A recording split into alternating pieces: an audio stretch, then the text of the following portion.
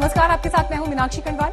Toolkit मामले में आज तक को दिल्ली पुलिस सूत्रों से एक्सक्लूसिव जानकारी मिली है। जानकारी के मुताबिक पुलिस की नजर में टूलकिट में निकिता का रोल सबसे बड़ा था। दिल्ली पुलिस सूत्रों के मुताबिक निकिता एक कमिटेड ऑपरेटर है, यानी वो सिर्फ यूं ही इस पूरे मकसद में शामिल नहीं हुई थी, बल्कि वो इसे लेकर एक समर्पित आंदोलनकारी थी।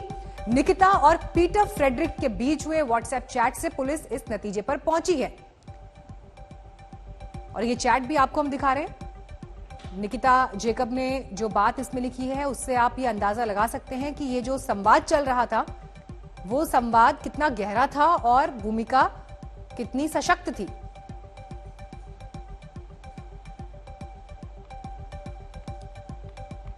चैट के दौरान पीटर पूछता है कि कौन सा वीपीएन बेहतर होगा। इस पर निकिता कहती है कि शांतनु के लिए प्रोटॉन ही सही होगा, क्योंकि साइबर घोस्ट में सेल लग चुकी है। पुलिस के मुताबिक आम आदमी इतनी तकनीकी बातों पर कैसे बात कर सकता है।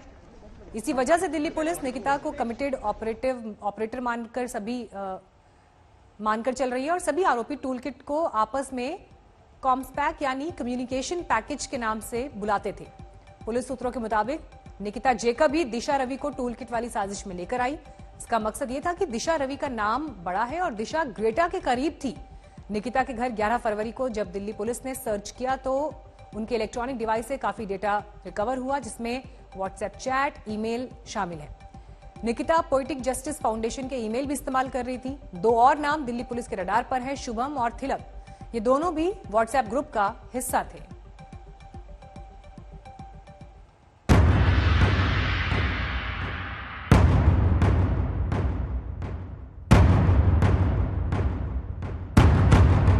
दिशा और निकिता के दर्जनों ऑनलाइन पते जो राज उगल रहे हैं, उससे दिल्ली पुलिस को भरोसा हो चला है कि किसान आंदोलन वाला विदेशी टूल भी डेटा है। टूलकिट जो लीक हुआ था उसके बाद ही हमें पता चला और उसके इन्वेस्टिगेशन चल रहा है। केस दर्ज है और उस केस के अंतर्गत सारा इन्वेस्टिगेशन हो रहा है और जैसे ये टेक्निकल इन्वेस्टिगेशन के साथ साथ और भी लोगों से पूछताछ के बाद और धीरे धीरे चीजें बात और क्लियर होंगी। वो टूल किट जो स्वीडिश एक्टिविस्ट ग्रेटा थनबर्ग ने गलती से पोस्ट की थी, उसे लेकर ग्रेटा और दिशा के बीच की बातचीत भी सामने आ चुकी है। दोनों काफी घबराई हुई थी और कुछ दिनों तक चुपचाप रहने की बात कही थी। बहरहाल इस जांच में दिशा, निकिता, शांतनु के बाद अनीता लाल, पुनीत, पीटर फेडरिक, शुभम और तिलक जैसे दर्जनों नाम सामने आ चुके हैं और इन सभी के तार जुड़ते हैं कनाडा के एमओ धालीवाल से, जो इस मामले का सूत्रधार माना जा रहा है। लेकिन धालीवाल का आका कौन है, ये सबसे बड़ा सवाल है, जिसका जवाब पुलिस को तलाश करना है। दिल्ली से अरविंद ओझा के साथ आज तक ब्यूरो। टूलकिट केस में आरोपी निकिता जेकब को बॉम्बे हाईकोर्ट ने राहत दे दी है। निकिता की गिरफ्तारी पर 3 हफ्ते की रोक लगाई गई है। 11 फरवरी को दिल्ली पुलिस ने मुंबई में निकिता से पूछताछ की, लेकिन अगले दिन से वो भूमिगत हो गई। इसके बाद निकिता के खिलाफ गैर जमानती वारंट जारी किया गया। निकिता के वकील ने कोर्ट में दलील दी है कि निकिता ने दिल्ली पुलिस को जांच में सहयोग किया था। सुप्रीम कोर्ट के जितने भी जजमेंट्स हैं, अपने दूसरे हाई कोर्ट के भी, दिल्ली हाई कोर्ट के और बॉम्बे हाई कोर्ट के दूसरे मैटर्स में भी काफी सारे ऑब्जर्वेशंस है हाई कोर्ट के, वो सबको मुद्दे नजर रखते हुए हमारे बॉम्बे हाई कोर्ट ने 3 वीक का इंटरिम रिलीफ ग्रांट किया है निकिता को। ये 3 हफ्ते के अंदर उसको दिल्ली में अप्रोप्रिएट कोर्ट को अप्रोच करना पड़ेगा for a regular anticipatory bail application. Delhi police ने भी पहले भी काफी सारे पूछताछ कर चुके हैं, ठीक है, और वो निकिता हर वक्त हर कदम पे कोऑपरेट करती आई है। मैंने पहले भी कहा है 13 घंटे के ऊपर उसके साथ इन्वेस्टिगेशन हो रहा था, तो वो हर कदम पे कोऑपरेट करती आई है। आगे भी जो भी रहेगा, जो भी प्रॉपर नेसेसिटीज रहेगा, दिल्ली पुलिस जो भी इंटरोगेट करना चाहती है निकिता से, वो कर सकती है। Nikita will always cooperate. Disha Ravi हो या निकिता जेकब, ये सब लाल किला केस के किरदार हैं। इस केस में आज एक मोस्ट वांटेड की गिरफ्तारी भी हुई है। लाल किले में तलवार लहराने वाला मनिंदर सिंह उर्फ मोनी अरेस्ट हुआ है। दिल्ली में स्वरूप नगर का इसे रहने वाला बताया जा रहा है। उम्र 30 साल।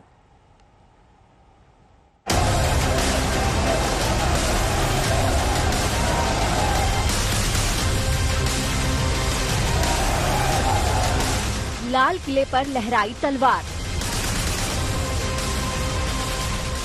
किसान आंदोलन के नाम पर लोगों को भड़काने की कोशिश। आंदोलन की आड़ में जबरदस्त उपद्रव। अब आया पुलिस के शिकंजे में लाल किला हिंसा का मोस्ट वांटेड। ये है मनिंदर सिंह उर्फ मोनी, उम्र 30 साल। लाल किला हिंसा केस में दिल्ली पुलिस ने मोनी को दिल्ली के पीतमपुरा इलाके से गिरफ्तार किया है। 26 जनवरी के ट्रैक्टर परेड की आड़ में जब उपद्रवी लाल किले में घुस गए थे, तब वहां तलवार लहराते मनिंदर की तस्वीरें सामने आई थी। दिल्ली पुलिस ने मनिंदर के कब्जे से करीब 4.5 फीट लंबी 2 खंडास को बरामद भी कर लिया है, जो उसने लाल किले में लहराई थी। दिल्ली के स्वरूप नगर में रहने वाला मनिंदर पेशे से कार मैकेनिक है। तलवार की बरामदगी उसी के घर से हुई है। स्वरूप नगर इलाके में वो तलवारबाजी की ट्रेनिंग भी देता है। लाल किले में 26 जनवरी को हुए उपद्रव की सैकड़ों सीसीटीवी फुटेज और सोशल मीडिया में वायरल वीडियो के जरिए दिल्ली पुलिस लाल किले के तमाम आरोपियों तक पहुंचने की कोशिश कर रही है। दिल्ली पुलिस से मिली जानकारी के मुताबिक मनिंदर को फेशियल रिकॉग्निशन तकनीक की मदद से पकड़ा गया है। 26 जनवरी को लाल किला हिंसा मामले में एक और आरोपी को दिल्ली पुलिस स्पेशल सेल ने गिरफ्तार किया है। मनिंदर सिंह को दिल्ली पुलिस स्पेशल सेल ने दिल्ली के पीतमपुरा इलाके से गिरफ्तार किया है। दरअसल 26 जनवरी को लाल किले की प्राचीर से एक वीडियो काफी ज्यादा वायरल हुआ था, जिसमें एक शख्स दोनों हाथों में तलवार लेकर लगातार तलवार भांज रहा था। उसके बाद वही शख्स दिल्ली के लाल किले के अंदर भी तलवार भांजते हुए दिखाई दिया था, जिसके बाद वो वीडियो काफी वायरल हुआ था, जिसके बाद दिल्ली पुलिस लगातार उस शख्स को तलाश रही थी। आखिरकार स्पेशल सेल ने उसको गिरफ्तार कर लिया। पुलिस के सूत्रों के मुताबिक किसान आंदोलन के दौरान फेसबुक पर अपलोड भड़काऊ वीडियो से मनिंदर का ब्रेन वॉश हुआ था। वो दिल्ली के सिंगू बॉर्डर पर बैठे किसानों के बीच नियमित तौर पर जाता था और किसान नेताओं द्वारा दिए गए भाषणों से बहुत ज्यादा प्रभावित था। गिरफ्तारी के बाद पुलिस पूछताछ में मनिंदर ने स्वीकार किया कि उसने स्वरूप नगर इलाके के 6 लोगों को ट्रैक्टर रैली में शिरकत लेने के लिए प्रेरित किया था। ये सभी लोग 26 जनवरी को सिंगू बॉर्डर से मुकरबा चौक की तरफ गए थे। प्लान के मुताबिक ही लाल किले पर मनिंदर ने तलवार के साथ करतब दिखाया था। इसका मकसद वहां पहुंचे उपद्रवियों को भड़काना था। लाल किला केस में दीप सिद्धू और फिर इकबाल सिंह के बाद ये तीसरी बड़ी गिरफ्तारी है, लेकिन अभी भी कई आरोपी दिल्ली पुलिस की गिरफ्त से दूर हैं, जिन पर कभी भी शिकंजा कस सकती है दिल्ली पुलिस। दिल्ली से अरविंद ओझा के साथ आज तक ब्यूरो। बढ़ते अगली खबर की तरफ। कल लखनऊ में यूपी पुलिस की स्पेशल टास्क फोर्स ने भी एक साजिश का भंडाफोड़ किया। एसटीएफ ने लखनऊ के गुडम्बा पिकनिक स्पॉट से पीएफआई के 2 संदिग्धों को अरेस्ट किया। इन दोनों के नाम अंसद और फिरोज बताए जा रहे हैं। फिरोज केरल का रहने वाला है। इन दोनों का देश के विभिन्न हिस्सों में आतंकी हमले की साजिश का प्लान था। पुलिस के मुताबिक बसंत पंचमी यानी कल के दिन में 20 से ज्यादा धमाके एक ही दिन में करने की फिराक में ये दोनों टेररिस्ट थे। इनके पास से भारी मात्रा में विस्फोटक भी बरामद हुआ। यूपी पुलिस के अनुसार इनके निशाने पर हिंदू संगठनों के कई बड़े नेता थे। इस बीच पीएफआई ने एक बयान जारी कर यूपी एसटीएफ के आरोपों को मनगढ़ंत बताया है। पीएफआई के मुताबिक पीएफआई गतिविधि के लिए दोनों बिहार और पश्चिम बंगाल भी गए थे। 11 फरवरी को दोनों ट्रेन से बिहार से महाराष्ट्र गए थे। कल इनके परिवार ने पुलिस में गुमशुदगी की शिकायत दर्ज कराई। बहरहाल यूपी पुलिस का क्या कहना है, डिटेल में सुनिए। कांड के दौरान भी इस ऑर्गेनाइजेशन ने माहौल बिगाड़ने की कोशिश की और उसके बाद से उस समय भी हम लोगों ने पीएफआई के कुछ सदस्य पकड़े। हमने अभी तक 123 इनके सदस्य पकड़े हैं। अभी भी इनके कुछ सदस्य जेल में हैं। इसके अतिरिक्त बहुत सारे इनके सदस्य हैं जिनकी निगरानी की जा रही है। हमारे पास कुछ इंटेलिजेंस इनपुट था कि कुछ लोग रेल से यहाँ से क्रॉस करेंगे और इनका एक हिट स्क्वाड है और ये काफ़ी इनकी हायरार्की में काफ़ी हायर लेवल पे हैं। पीएम मोदी ने कोरोना काल में तकनीक के रोल को बेहद अहम बताया। पीएम सॉफ्टवेयर और सर्विस कंपनीज के सम्मेलन में बोल रहे थे। कोरोना के दौरान हमारी टेक्नोलॉजी ने न सिर्फ खुद को साबित किया है बल्कि खुद को इवॉल्व भी किया है। एक समय था जब हम स्मॉल पॉक्स के टीके के लिए भी दूसरे देशों पर निर्भर थे, एक समय ये भी है जब हम दुनिया के अनेकों देशों को made in India corona vaccine दे रहे हैं। कोरोना के दौरान भारत ने जो सॉल्यूशंस दिए वो आज पूरी दुनिया के लिए प्रेरणा है। बात पुडुचेरी में मचे सियासी उथल पुथल की। कल देर शाम एक और कांग्रेस विधायक के इस्तीफे से कांग्रेस सरकार पर बहुमत साबित करने का संकट मंडरा रहा है। इस बीच एक अहम घटनाक्रम हुआ। किरण बेदी को राज्यपाल पद से हटा दिया गया है।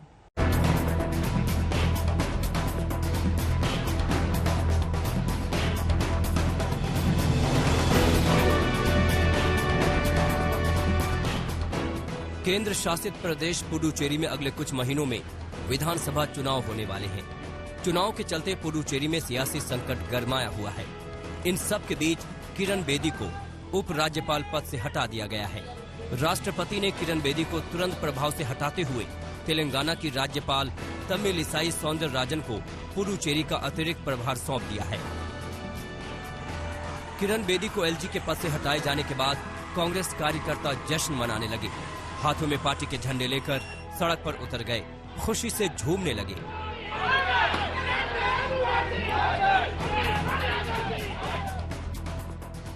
किरण बेदी के खिलाफ सीएम नारायणसामी खुद शिकायत लेकर राष्ट्रपति के पास गए थे, लेकिन किसी को अंदाजा नहीं था कि किरण बेदी पर इतना बड़ा एक्शन हो सकता है। The people of Puducherry got victory by removal of Dr. Kiran Bedi because she was stopping welfare schemes. She was ignoring the elected government. She was interfering in the day-to-day administration. She was running a parallel government, and she was also giving direction directly to the officers, which is unheard of in the history of any country. The lieutenant governor and the governors are acting against the constitution and the rule of law. Rashtrapati Bhavan से विज्ञप्ति जारी होने से लगभग 4 से 5 घंटे पहले वो बतौर एलजी काम कर रही थी। किरण बेदी ने इससे जुड़ा एक वीडियो अपने ट्विटर अकाउंट पर शेयर किया है। किरण बेदी ने लिखा है कि पुडुचेरी में कोरोना का टीकाकरण इतना कम क्यों है, इस बात की आज समीक्षा की। किरण बेदी को ऐसे समय पर हटाया गया है जब पुडुचेरी में एक और विधायक के कांग्रेस से इस्तीफे के बाद राज्य सरकार ने अपना बहुमत खो दिया है। इस मौके का लाभ उठाते हुए विपक्ष ने मुख्यमंत्री से इस्तीफा मांग लिया है। हालांकि नारायणसामी ने विपक्ष की मांग को खारिज करते हुए बहुमत होने का दावा किया। As far as the MLS issues are concerned, our government has got the majority, and we will do whatever the constitution says when the issue comes. दरअसल कामराज सीट से कांग्रेस विधायक ए जॉन कुमार ने कल कांग्रेस सरकार से असंतोष का हवाला देते हुए अपने पद से इस्तीफा दे दिया। इससे पहले कांग्रेस विधायक मल्लदी कृष्णा राव, नमीचीवम और थिपिनादान अपना इस्तीफा दे चुके हैं। नमीचीवम और ई थिपिंदान बीजेपी का दामन थाम चुके हैं और माना जा रहा है कि ए जॉन कुमार भी जल्द ही बीजेपी में शामिल हो सकते हैं। पुडुचेरी की 33 सदस्यीय विधानसभा में कांग्रेस के 4 विधायकों के इस्तीफे और एक को पार्टी से निकालने के बाद अब संख्या 28 रह गई है और नारायणसामी सरकार अल्पमत में आ गई है। ऐसे में अब पक्ष और विपक्ष दोनों के पास 14-14 विधायक हो गए हैं। कांग्रेस के 10, डीएमके के 3 और एक निर्दलीय विधायक के साथ सरकार अल्पमत में है। वहीं विपक्ष में एनआर कांग्रेस के साथ एआईएडीएमके के 4 और बीजेपी के 3 मनोनीत सदस्य हैं। केंद्र शासित राज्य में बने इस सियासी संकट के बीच आज राहुल गांधी पुडुचेरी में हैं। राहुल पुडुचेरी के सोलाई नगर में मछुआरों को संबोधित करेंगे। इसके बाद फिर वो यहां के भारतीदासन गवर्नमेंट महिला कॉलेज में छात्राओं के साथ संवाद करेंगे और फिर एक रैली कर पार्टी के लिए चुनावी समीकरण साधने की कवायद करेंगे। देश के जिन 5 राज्यों में चुनाव होने हैं उसमें पुडुचेरी इकलौता राज्य है जहां पर कांग्रेस सरकार में है। ऐसे में चुनाव से ठीक पहले विधायकों का मुंह भंग होना राहुल के लिए बड़ी चुनौती है। पुडुचेरी से प्रमोद माधव के साथ आज तक ब्यूरो। बंगाल चुनाव के ऐलान से पहले सियासी घमासान शांत होने का नाम नहीं ले रहा। अभी सियासी पार्टियां धर्म युद्ध आपस में उनके बीच चल रहा है। अमित शाह के प्रस्तावित बंगाल दौरे को लेकर टीएमसी ने निशाना साधा है।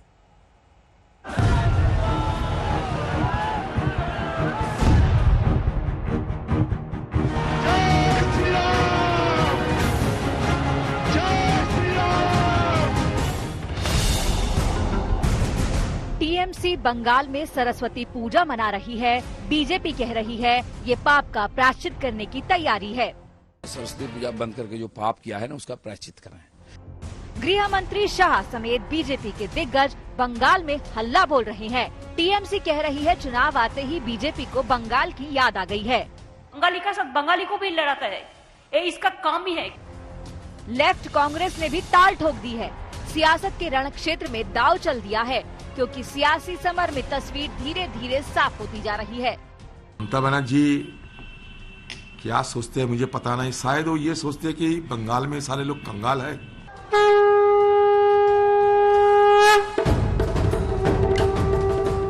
सबसे धुआंधार राजनीति अपना रही है बीजेपी। पार्टी की तरफ से ममता दीदी की सरकार के खिलाफ जोरदार हल्ला बोल का दौर जारी है। सियासी पार्टियों का दांवपेच तेज हो चुका है, क्योंकि ये बंगाल का सवाल है, चुनाव का सवाल है। सत्ता से टक्कर लेते हुए कुर्सी छीनकर कब्जा जमाने का है। बीजेपी ने अपना इरादा जता दिया है। पार्टी इस बार कोलकाता की नबाना बिल्डिंग में कुर्सी पर काबिज होना चाहती है। उस इरादे की तासीर बीजेपी की आक्रामक अंदाज वाली सियासत में दिख रही है। पार्टी के सिलेबस में सिर्फ और सिर्फ एक ही एजेंडा है, ममता को सत्ता से बेदखल करो।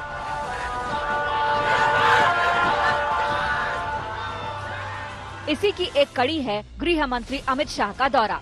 शाह गुरुवार को दक्षिणी 24 परगना पहुंच रहे हैं। शाह की रैली और अन्य कार्यक्रमों के लिए तैयारी अपने आखिरी पड़ाव की ओर है।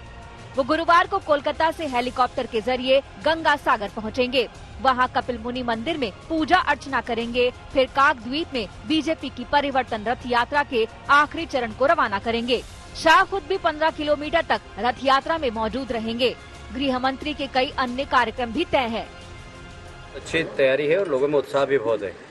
मुझे लगता है कि यहाँ पर ऐतिहासिक परिवर्तन यात्रा निकलेगी और कुल मिलाकर कार्यकर्ताओं का जोश देखकर मुझे लगता है कि जो परिवर्तन की लहर है पूरे बंगाल के अंदर, वो यहाँ पर भी मुझे स्पष्ट दिखाई दे रही है। पार्टी की नजर विधानसभा की 294 सीटों पर है, जिसके लिए मिशन 200 का लक्ष्य भी तय हो चुका है। ममता सरकार पर धार्मिक कुठाराघात का आरोप लगाने वाली बीजेपी उम्मीद में है कि इस बार बंगाल सत्ता पक्ष को ममता नहीं दिखाएगी। जनता के मन में पिछली बार एक शंका थी, जब मैं कहता था 20 सीटें जीतेंगे, तो ऑडियंस में से काफी लोग ऐसे दिखते कहां से आए हैं भाई, मतलब मैं कहां से आया। अब मैं कहता हूं कि 200 सीट, तो अब क्या ऐसे देखते 200 क्यों बोल रहे हैं, ज्यादा आएगी। ये बहुत बड़ा परिवर्तन है। तो 200 क्यों बोल रहे हैं, ज्यादा क्यों नहीं बोलते? फिर मैं 200 से ज्यादा ही कहता हूं, 200 आंकड़ा? का आंकड़ा कहता हूं, 200 से ज्यादा सीटें आएगी। इंडिया टुडे कॉन्क्लेव में गृह मंत्री अमित शाह ने ऐलान कर दिया कि इस बार के बीजेपी रूपी सियासी तूफान से ममता सरकार पत्तों की तरह उड़ जाएगी। उन्होंने कहा कि अमित शाह आते हैं, वो कहते हैं कि उखाड़ के फेंक देंगे, निकाल बाहर करेंगे, तो मुझे गुस्सा नहीं आएगा क्या? तो मैं क्या कहूंगा, संभाल कर रखेंगे ऐसा कहूंगा? मैं उखाड़ने ही आया हूं सरकार को भैया। यहां मेरी सरकार तभी आ सकती है जब ममता बनर्जी की सरकार को उखाड़ कर फेंक देते हैं। तो मैं ये कहूं, मैं ममता बनर्जी की सरकार को संभाल कर रखूंगा। क्यों कहूं? ठीक नहीं चल रही है दीदी आपकी सरकार, ये उखाड़ने जैसी। इसीलिए मैं कहता हूं बंगाल की जनता इस सरकार को उखाड़ कर फेंक देगी। तो क्या हकीकत में बीजेपी बंगाल में अपनी जड़ें जमा चुकी है? क्या पार्टी की पैठ ऐसी हो गई है कि टीएमसी का हैट्रिक का ख्वाब चकनाचूर हो जाए? ममता के मंत्री बीजेपी की नियत और नीति पर ही सवाल उठा रहे हैं। चुनाव से पहले मोदी जी इतना बार क्यों आ रहे हैं?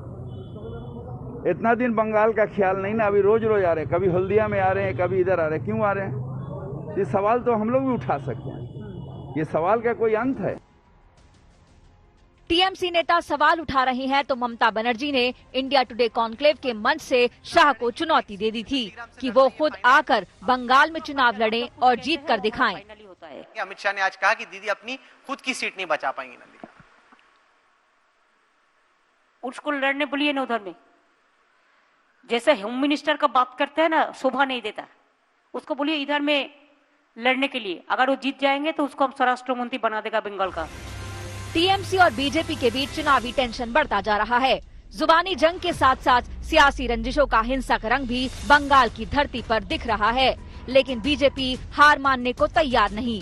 पार्टी ने अब मध्य प्रदेश के मंत्री विश्वास सारंग को भी बंगाल की जिम्मेदारी सौंप दी है, जो दावा कर रहे हैं इस बार ममता सरकार पर आखिरी प्रहार होने जा रहा है, जो बंगाल की किस्मत बदलने वाला होगा। यहाँ पर श्री राम के नारे लगाने पर जेल में लोगों को डाला जाता हो, जहाँ श्री राम के नारे लगने से ममता दीदी चिढ़ जाती हो, जहाँ श्री राम के नारे लगाना पुलिस के लिए किरकिरी बन जाता हो, उस बंगाल में निश्चित रूप से ममता दीदी का बोरिया बिस्तर बंधना चाहिए। बीजेपी हर कदम पर ममता की घेराबंदी में जुटी है, लेकिन टीएमसी भी फूंक फूंक कर अपना कदम आगे बढ़ा रही है। दक्षिण 24 परगना से प्रसेनजीत साहा, कोलकाता से तपन नास्कर और अनुपम मिश्रा के साथ आज तक ब्यूरो। बंगाल में सत्ता की जंग ऐसी है जिसके लिए धर्म युद्ध भी लड़ा जा रहा है। अभी टीएमसी की सरस्वती पूजा पर सियासी तलवार चल रही है, तो बीजेपी के जय श्री राम और दिलीप घोष के दुर्गा वाले बयान को लेकर भी तलवारें खींची हैं। सवाल यह है कि आखिर ये अचानक धर्म युद्ध तेज क्यों हो गया है? माहौल ऐसा कर दिया कि जय श्री राम बोलना माने गुनाह है। अरे बनता दीदी, बंगाल में जय श्री राम नहीं बोलना जाएगा तो कहां पाकिस्तान में बोला जाएगा क्या? জয় শ্রীরাম আমি চ্যালেঞ্জ করছি আপনাদের, জয় শ্রীরাম না বলে বলুন জয় সিয়ারাম। বলতে পারবেন? আগে সীতা তারপর রাম বলার ক্ষমতা আছে? जय श्री राम पर संग्राम। जय श्री राम बोलने से किसी को जेल में डाला जाता है, इन्होंने किया है।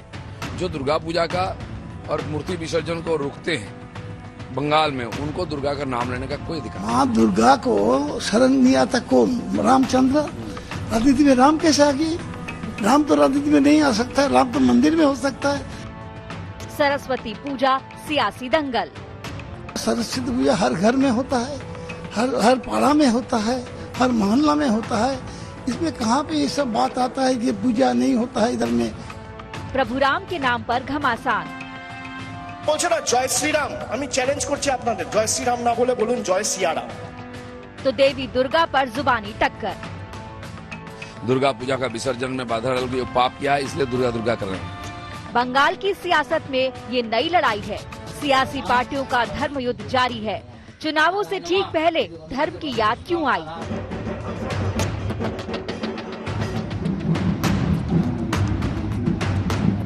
चुनाव आयोग जल्द ही विधानसभा चुनावों के लिए तारीखों का ऐलान कर देगा। हर पार्टी अपनी जमीन पर मजबूती से पकड़ बनाने की पुरजोर कोशिश में जुटी है।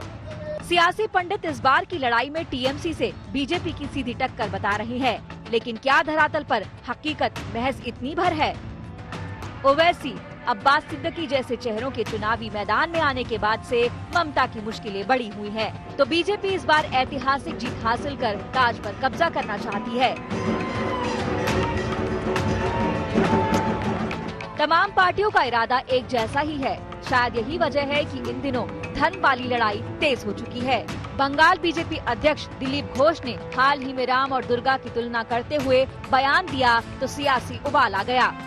भगवान राम एक राजा थे, कोई अवतार मानता है उनको, और उनकी 14 जो पूर्व पुरुष थे उनका नाम भी आपको मिलेगा, दुर्गा का मिलेगा क्या? तो इसलिए एक राजा, एक सुशासक, मर्यादा पुरुषोत्तम ऐसा माना जाता है। और हमारे यहाँ भी राम की जो चरित्र लिखा गया बंगाली ने लिखा है। रामचरितमानस का पहले वाल्मीकि से रामायण होकर यहाँ भी बांग्ला रामायण है, बंगाल में लिखा गया। तो एक आदर्श पुरुष, मर्यादा पुरुषोत्तम एक राजा, गांधी जी ने राम राज्य का कल्पना हमको दिया है। दुर्गा पता नहीं कहाँ से आ जाते हैं। दुर्गा तो भगवान राम की आराध्य थी। बंगाल के लिए दुर्गा पूजा की अहमियत समझी जा सकती है। दिलीप घोष का ऐसा बयान आया तो टीएमसी ने इसे महिलाओं के अपमान से जोड़ दिया। সেখানে গিয়ে বলছে যে রামের তো 14 পুরুষের আমরা আদি বৃত্তান্ত জানি, মা দুর্গার 14 পুরুষের আমরা কিছু জানি না। মা দুর্গার কোনো ভ্যালু নেই, রামই সর্বা। এদের লজ্জা হয় না? যে রামের নামে ধ্বনি দিচ্ছে সে রামকে তো আমরা অকাল বোধনের রাম বলে চিনি, যে নিজের চক্ষুটা পর্যন্ত মা দুর্গাকে অর্পণ করেছিল। दिल्ली की सीमा पर किसानों के आंदोलन का 84वां दिन। आंदोलन का फोकस गाजीपुर और सिंगू बॉर्डर से निकलकर हरियाणा और राजस्थान के अलग अलग इलाकों में हो रही किसान पंचायतों पर शिफ्ट हो गया है। पूरे देश भर में हम पंचायतें करेंगे। दिल्ली के सिंघू और गाजीपुर बॉर्डर से निकलकर महापंचायतों के सहारे किसान आंदोलन जिस तरह पश्चिमी उत्तर प्रदेश, राजस्थान और हरियाणा में पांव पसार रहा है, उसने सरकार और सत्ताधारी दल बीजेपी को फिर से चिंतित करना शुरू कर दिया है। बीजेपी की मुख्य चिंता मोदी सरकार के खिलाफ बन रही गलत छवि से निपटना है। इसे लेकर ही कल दिल्ली में एक हाई लेवल मीटिंग हुई। सूत्रों के मुताबिक इस मीटिंग में बीजेपी अध्यक्ष जेपी नड्डा, गृह मंत्री अमित शाह, कृषि मंत्री नरेंद्र सिंह तोमर और उनके कैबिनेट सहयोगी संजीव बालियान मौजूद थे। बैठक में हरियाणा, राजस्थान और पश्चिम उत्तर प्रदेश के पार्टी किसान नेताओं को भी बुलाया गया था। क्या किसान ये टूटेंगे? अरे नहीं भाई, किसान क्यों तोड़ना क्यों है किसी को? दोस्त ऐसी बातें मत कहो यार। हटेंगे बॉर्डर से। सरकार पहले भी बातचीत करी थी, बाद में भी बातचीत होंगी। सब चीजें निपटेंगे, आपसी बातचीत से निपटेंगे। बैठक में क्या बात हुई है, इसकी अब तक आधिकारिक जानकारी तो नहीं दी गई है, लेकिन सूत्रों के मुताबिक बैठक में पार्टी आलाकमान ने सभी नेताओं से कहा कि आप जनता के बीच जाकर जो कृषि कानूनों को लेकर भ्रम की स्थिति बनी हुई है, उसको दूर करने की कोशिश करें। बैठक के दौरान जेपी नड्डा ने नए कृषि कानूनों पर पार्टी नेताओं से फीडबैक लिया, साथ ही जाट किसानों से उभरे असंतोष को लेकर भी चर्चा की। बीजेपी की तरफ से कृषि कानूनों को लेकर भ्रम दूर करने का अभियान पहले छेड़ा जा चुका है। बीजेपी के मंत्री और नेता शहर शहर, पंचायत और प्रेस कॉन्फ्रेंस कर चुके हैं। पीएम मोदी भी कई बार इस मुद्दे पर वर्चुअल तरीके से किसानों से बात कर चुके हैं, फिर भी आंदोलन थमने का नाम नहीं ले रहा। नरेंद्र सिंह जी ने सभी किसान आंदोलन से जुड़े लोगों की मीटिंग में कहा कि हम लोग आज समझौते पर नहीं आ पा रहे हैं, हमारी तरफ से ये प्रस्ताव आपको हम दे रहे हैं और मैं एक फोन कॉल पर दूरी पर हूं। आप जब भी मन बना लें, मैं कुछ ही घंटों में आपके साथ मिलने का कार्यक्रम और स्थान तय कर लूंगा।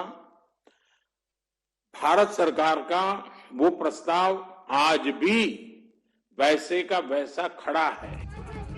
कृषि कानून की तमाम खूबियां गिनाने और कृषि कानून से जुड़ी चिंता दूर करने की कोशिश का कोई असर आंदोलनकारी किसानों पर नजर नहीं आ रहा है।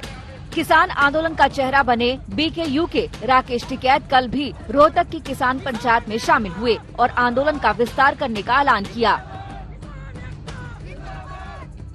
पंचायतें करते रहो, पूरे देश भर में हम पंचायतें करेंगे।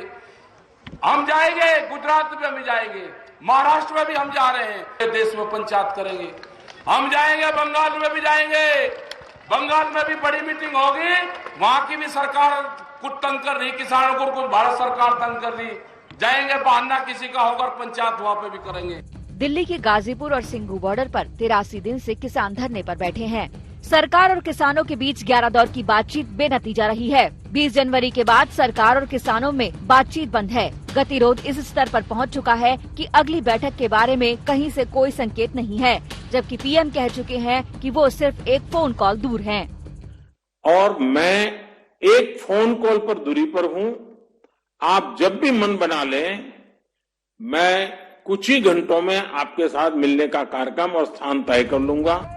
अब ये जाहिर हो चुका है कि किसान नेताओं पर पीएम की अपील का कोई असर नहीं हुआ है। ऐसे में बीजेपी की रणनीति साफ है, किसानों के बीच गांव-गांव जाकर कृषि कानून को लेकर बनाए गए कथित भ्रमजाल को तोड़ा जाए। यानी अब किसानों की पिच पर सीधा मुकाबला है।